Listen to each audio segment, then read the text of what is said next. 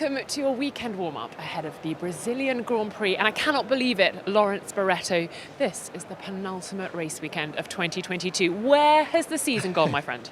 I don't know, it's flown by, hasn't it?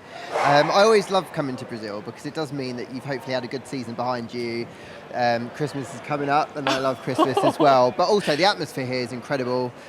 The fans always brilliant. I love the food here as well, and this is one hell of a circuit. How many cheese balls have you had already? Only 14, and I've only 14. Yeah, but I've only been here 48 hours, so 14. I know. I want to try and get 50 by the end of the weekend. I thought that was a lot. Oh no. Well, cheese balls are one of Brazil's great delicacies. Absolutely, pão de queijo, I'm going to say, and that's probably not how you say it, but that's what they are. Well, we're now in Brazil. A week or so ago, we were in Mexico. Yep. Again, a weekend without racing. Time to reflect on what we saw in Mexico, but also time for you to prepare your 60-second recap. Are you ready? Okay, let's go for it. Okay. 3, 2, 1, go. Max Verstappen started on pole. He, like his teammate Checo, was on the soft tyres. Mercedes went for the medium tyres. Everyone was like, oh, that's an interesting strategy. Paid off in a big way, as we found out later in the race, as Lewis made his way past George. They got very, very close, and he made his way past George into P2. At that point, he was kind of keeping tabs with Max, and we were starting to think, oh, okay, well, if he can keep touch with him, maybe he's got in for a fight for them. They both stop, but Lewis comes out on the hard tyres, Max is on the medium tyres. Then it's a question of, can Max get those mediums to the end of the race? Turns out he could do. He won the race. 14th of the season, a record. Lewis came second. Checo made it onto the podium for third, so his dad was delighted in the stadium section, partying like it was 1990. I loved it. Then we had the two Ferraris, I think, Carlos Sainz and Charles Leclerc. Bit off the pace, yeah. Yeah, it was a little bit disappointing. Daniel Ricciardo, mega drive. How are we going on timings? I think we're doing okay. I'm going to keep going. You're going to keep going. Oh, he's enjoying it. Give the man a microphone. He had 10-second time penalty, but he put the soft tyres on. He made a ton of positions up and got on top of that, so he finished 7th. Valtteri Bottas got a point in 10th. Let's leave it there. There you go. Some highlights, some headlines from Mexico. You mentioned that amazing headline, though, the 14th victory for Max Verstappen, 14 wins in a single season. Just sublime. Such an amazing driver this season, and of course, in the lead up to 2022 as well. We find ourselves here in Brazil. How do you rate the chances of Red Bull? I mean, can anyone stop the runaway train that is Red Bull racing? It's difficult to really see how anyone can unless the weather intervenes, as it often does at Interlagos, and the forecast is unpredictable for the whole weekend. And it's difficult to know in here because, as you can see, it's covered. Yes. It feels like we are sort of in an amazing shopping mall, like you might get in Abu Dhabi in a week's time. But it's very difficult to know what's going on until you kind of get out and about. So there's a bit of a breeze in here, but that might not be the case out around the track. No, so I before we were filming this, I went out on track with Felipe Massa and we did a track cycle around here, which you'll be able to see on the pre-race show on Sunday. And I was wearing my jacket and I was like, oh, it's baking outside. But then you come back in here and it's a little bit breezy. So we've got the Paddock Club kind of up here, and it's actually quite a nice environment in here. But very different conditions from in here than outside. And if it's as hot as it was earlier today, then I think that will make things interesting, particularly with the tyres. And of course, Red Bull taking the championship, that is done and dusted, but we have a battle on our hands between Mercedes and Ferrari. 40 points in it. James Vowles, chief strategist, who I thought he'd walk past us. It wasn't him. Has said that it is a tremendous ask for them to get on terms with Ferrari. But we've got some opportunities. We've got the sprint, we've got the race here in Brazil, and then, of course, next weekend. So there is a chance they could chase and catch Ferrari. What do you rate the Mercedes chances as being? Because it's such an unpredictable car. Yeah, I think it is, like you say, quite slim that they're going to be able to catch them just because there's only 2 races left, even with the extra points for the sprint. I think it's going to be difficult. That said, Ferrari had that off weekend in Mexico. You know, they had the balance issues, the power unit issues, maybe Mexico specific, but we'll have to wait and see what happens this weekend. For what it's worth, Charles was saying he thinks they'll be closer anyway. But I think it really is a Red Bull race here, and I think it's going to be difficult for Mercedes or Ferrari really to get into it. And of course, Mercedes here with now it feels like a home advantage because Sir Lewis Hamilton is now an honorary citizen of Brazil, a most amazing ceremony. He was trying to tell me that, being made a Knight of the Realm in England, United Kingdom, is amazing because you go to Buckingham Palace and you're in a very historical place.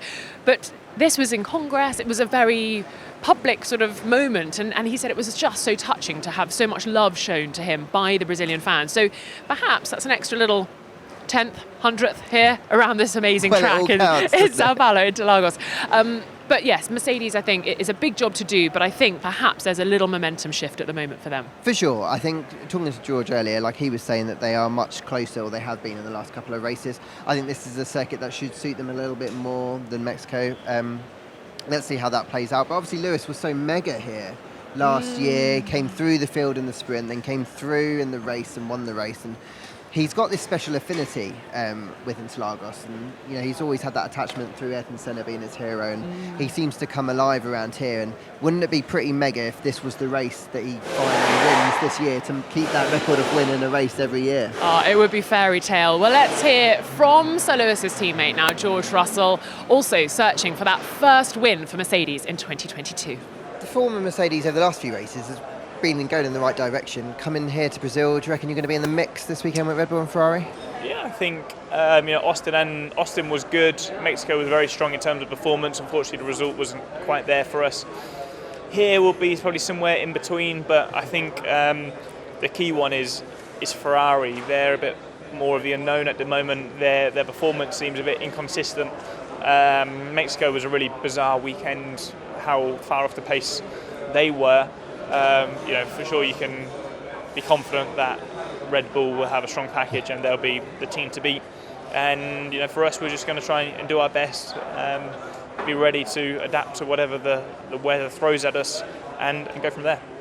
Now, just looking back at the season as a whole, you seem to have gone really well with Lewis this year. How do you think that relationship's kind of evolved, and are you just pleased with how you guys have worked together really to drag this team forward? Yeah, definitely. It's been a unique experience for me. Obviously, having Lewis as my teammate, a lot to learn from and see how he approaches his business and works with the team. And I think we've had a really good, open, transparent relationship, and that's definitely helped us sort of push the team forward. We're on the same page when it comes to a lot of things. So, hopefully we can continue to grow that, and ultimately we're both pushing as hard as we can to get a race car that can fight for championships. We touched on it earlier, the battle's still going on between Mercedes and Ferrari. One of the bigger gaps between teams as we go into Brazil, a lot of the teams up and down the grid have got like tiny little points separating them. We'll come on to that a little later on in the show, but the Mercedes-Ferrari battle, Ferrari really struggled in Mexico. We chatted about that a little earlier on. They're saying it's the balance. But really, surely it's the turbo, it's the engine, and altitude was the issue in Mexico. We're still quite high up here in Sao Paulo, about 800 metres above sea level. So, same problems, no? Yeah, I mean, there's, I guess, 1,500 metres in difference. Okay, yeah, quite a big gap, quite a big gap. I guess they'll be hoping, and that's why I think they're not so worried about coming here with the altitude, and they're hoping that the turbo will be okay, and as you say, that they can run it to the maximum to get the most performance out of it. I think it's really important for them to have a strong weekend here, because it's been such a difficult run of races. They're coming to the end of the season, they really need to enter the winter with a spring in their step. Charles, I don't think is that bothered to get P2 in the championship. I think he just wants some answers and understanding the car a bit more so that they can hit the ground running next year. That said, they won't want to lose out to Mercedes in the Constructors' Championship, because that's obviously crucial prize money. Well, let's hear from Charles Leclerc talking to Lawrence a little earlier on this afternoon. Charles, how are you feeling heading to Brazil this weekend? Sprint makes it more of an exciting weekend. I know it's been difficult the last couple of races of Ferrari, so how are you generally feeling? Yeah, even though it hasn't been a great last race weekend, I felt good, and I'm fully motivated to try and change that here. I feel like maybe Mexico was a one-off in a way that we struggled a little bit with power unit performance in Mexico, and also a little bit of struggling with balance, and the combination of the two made us struggle quite a lot, but I feel confident that it will be better here. Did you kind of learn the lessons that you feel the team needed to on the power unit side, but also maybe the direction you went with the balance as the weekend progressed? I mean, Mexico is a very particular track and in very particular conditions, extremely high in altitude, so I don't think it will be the same problems here. I hope we don't have other problems here, but I don't expect any, so I hope we can have a smooth weekend, even though it looks like it's going to be very unpredictable with the weather, as always here, but that will make it exciting. So that means you should be in the mix, I know the weather you can't predict, but without that, you should be in the mix again with Red Bull again? Yes, I believe so, in qualifying at least, and in the race we always know they do a step forward that we don't seem to do for now, but if it rains, anything can happen. 7 points. That is what separates Alpine and McLaren, and it's in Alpine's favour. So, can they hang on? Have they got the car to do it here around the Interlagos circuit? It's a good question. Frankly, I think they probably should have had P4 wrapped up already. That's so strong as that car been this year. They brought upgrades to nearly every single race, and every upgrade has worked as they had expected it to. So I think there'll be some disappointment that it's only 7 points ahead, really. Can they do it here? Yeah, actually, I think they can do. I think they need to pull ahead of McLaren. They should probably be stronger than the orange cars around here. Fernando's driving so well, Esteban is as well. So as long as everything goes pretty smoothly and they get the most out of their car and it stays reliable, particularly for Fernando, Absolutely. I think that's the most important thing. 19th time of asking around this track for Fernando Alonso, where we've got some drivers, Zhou Guanyu, for example, never raced here. Crazy, isn't it? But I want to talk about McLaren because Lando Norris not very well today. They think food poisoning. So one would assume, not that I've had that much practice, but food poisoning obviously doesn't last that long. No. So you'd hope he'd be okay for tomorrow. But if not, Nick de Vries has been having a seat fit. Saw him in McLaren overalls. Oh, that guy, he is the super sub.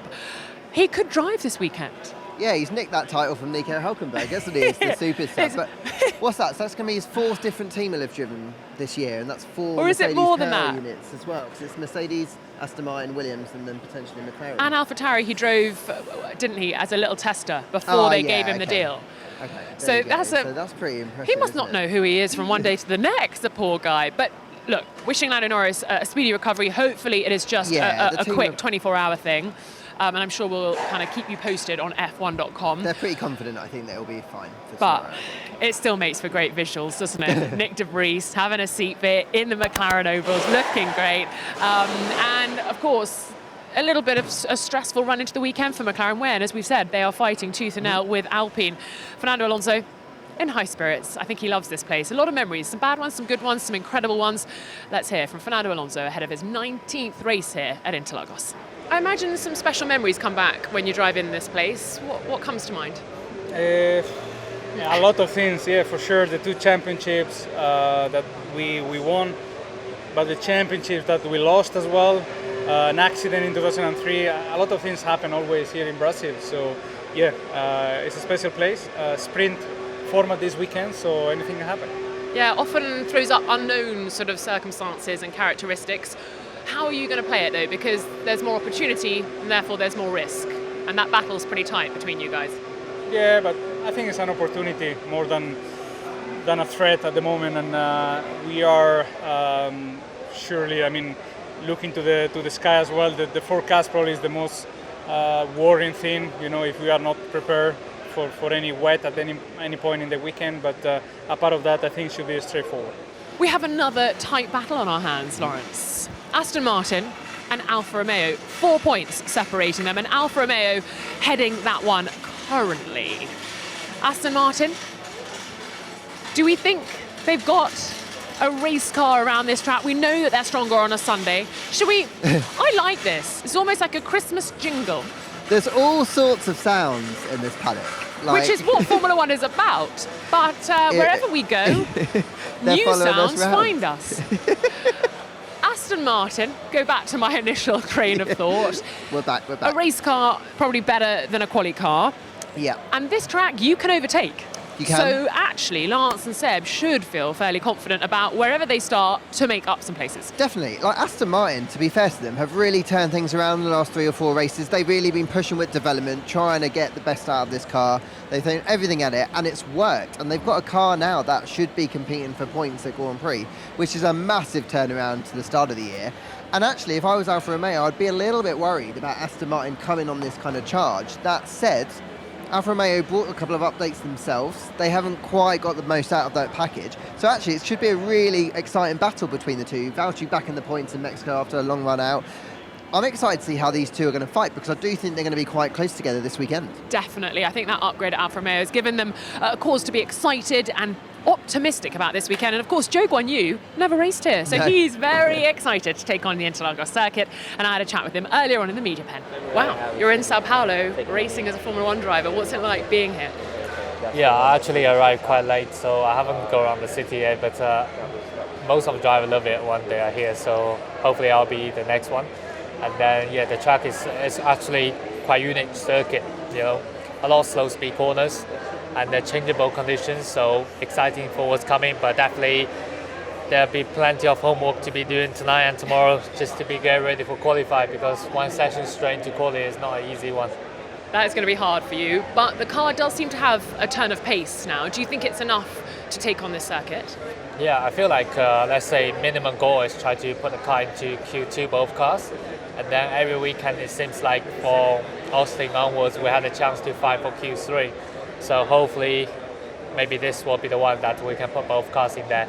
And I feel like definitely we are capable of doing that in terms of how the upgrade is working. So yeah, finger crossed, just learning the track and get ready for the afternoon session. I've saved the closest battle until last, Lawrence. AlphaTauri and Haas, 1 point separating the two of them. I mean, this is why it's exciting. 2022 has been brilliant because the battles up and down the grid have been ongoing. We are, as I said at the top of the show, at the penultimate round, another bin now being wheeled away. We like to keep things spick and span here in the F1 paddock. But 1 point separating those two. And Haas hanging on to that at the moment. And AlphaTauri, we know that Franz Tost was so desperate to finish higher up the order this year, and it has just fallen away. And we have to touch on that tricky situation that is Pierre Gasly's penalty points. How does a Formula One driver scale back, not go 100% just in case they go over the edge? Because he doesn't want a race ban, not for AlphaTauri, of course, but also not for Alpine next year to kick off his campaign. That would be disastrous. Yeah, I feel for him. I feel for Pierre. 2 points off that ban, and I think if you were to canvass a lot of the drivers' opinions, they would say, well, if you look at his driving, it doesn't warrant a ban, if that makes sense, if you add all the things up. So it's really unfortunate situation. You can't really rein it back in, because as soon as you start doing that, then you'll drop off the pace massively, given how close it is in the midfield. And like you were just saying, a point in it, they can't afford to, because that point means another championship place, which means more constructors' prize money. I think with these two teams, they're both pretty frustrated with the season, because they've had cars that at points should have been quite consistent point scorers, and they've just never been able to really get any momentum this year. So I think pretty disappointing for both of them. The sprint offers opportunity. I know it does that for everyone, but I think particularly for teams like this further back down the grid, they can take a bit more risks, maybe try something a little bit different. So that might help them this weekend. But yeah, I'm interested to see what AlphaTauri can do, because fundamentally that core car is very good. Opportunity, more risk. True. That is the worry. And then we move to Williams as well. So we've covered off our Haas and our AlphaTauri battle. Williams obviously languishing somewhat behind, but they've got an interesting weekend ahead of them, making it a bit tougher for their drivers. Alex Albon taking a seat out during FP2 and Logan Sargent coming in. We thought, didn't we, that they wouldn't do that for Logan, but of course he wasn't able to get his 100 kilometres in Mexico, so here we are, and he's having to take up a valuable practice session for Alex. I think so. I think Williams just want to take the pressure off Logan, really, and that missing super license point for not completing the 100k that you said in Mexico means that actually it's just worth doing that this weekend. It just means he doesn't have to put so much pressure on himself when he goes to Abu Dhabi in F2 and get that set position in the championship. It's going to be really tough for Alex, I think, to miss out on that session. That said, it's a sprint weekend and everyone's on the back foot anyway. No one gets the kind of practice time that you normally would get. So if you're going to do it on a circuit, and here where you can overtake, we've said a couple of times, there's at least two really good overtaking opportunities. There's the weather as well. Actually, you know what? When they probably mulled it up, they thought it was probably worth the risk. And of course, FP2, not as critical. FP1 is the one where you need to dial yourself in ahead of qualifying, of course, which will be on Friday afternoon, not the traditional Saturday afternoon, because we've got the sprint. So yes, it'll be interesting to see how they adapt, but I think still plenty of opportunities for Alex. And great for Logan, of course, those super license points, making sure that he can take that Williams seat in 2023. So there we go. That is your grid ahead of this weekend. A wild weekend coming up. We've got the sprint. We've got the Grand Prix. Predictions. And I don't know whether I want you to predict sprint and Grand Prix, or whether winner of sprint, therefore, on pole. What would you like to predict? The choice is in your hands. So I'm going to go for, well, this isn't very exciting, I know, but I think Max is going to dominate this weekend. So I think he's going to win the sprint. I think he's going to win the Grand Prix. But I do think that it's going to be Mercedes complete in the podium on Sunday. So I think it's going to go Max, Lewis, George, is what I think. What about you? Okay, I am going to say Valtteri was on pole last year, wasn't he? He won that Yeah. sprint, didn't he? But I'm just reminiscing. I'm just reminiscing. You put me off because you're like, No, Valtteri I was just thinking who apart. else I mean, had how form great last would year. that be? Well, that would be cool. That upgrade suddenly just paying dividends. Fred Vasseur would have a big smile on his face, team principal at the team. I think I'll go for Max Verstappen as well. I think it's actually incredible to watch a guy at the peak, and obviously not the peak of his career. I just think operating at a peak performance level. I think he'll do very, very well this weekend. I think Mercedes perhaps have found some momentum, but perhaps it'll be track specific and maybe this one will be tricky for them. So I'm dithering. Max Verstappen, Sergio Perez, Lewis Hamilton. Okay, I'm probably going to be wrong. You might be right. No Ferraris on the podium. Well, No, but for either of us, I think that's interesting. It'll be an interesting weekend. I want to see how they really manage to, if they can turn things around and prove that Mexico was a one-off. And that will probably give them a lot more confidence heading into next year. Yeah, absolutely. Well, we've got an exciting weekend ahead, as I said. We're going to be here all weekend bringing you behind the scenes. But now, from Lawrence and from me, it is goodbye.